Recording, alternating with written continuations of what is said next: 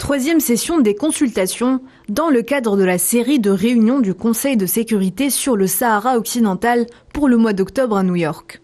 Des discussions plus qu'importantes, elles interviennent à quelques jours de l'expiration du mandat de la mission des Nations Unies pour l'organisation d'un référendum d'autodétermination au Sahara occidental. Staffan de Mistura, envoyé personnel du secrétaire général de l'ONU pour le territoire occupé, présentera son rapport sur la situation dans les territoires sahraouis et abordera le mandat de la mission onusienne qui expirera le 31 octobre prochain.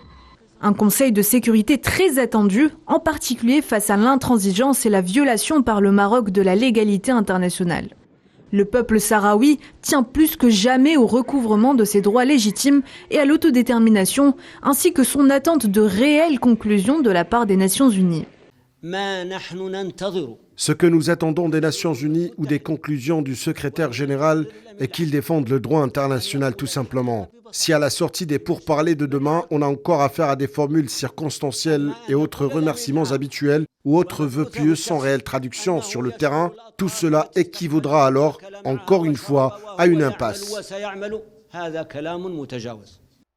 Le secrétaire général des Nations Unies, Antonio Guterres, avait recommandé dans son dernier rapport au Conseil de sécurité de proroger le mandat de la MINURSO d'une année supplémentaire, témoignant la volonté de parvenir à une solution politique juste, durable et mutuellement acceptable au conflit du Sahara occidental.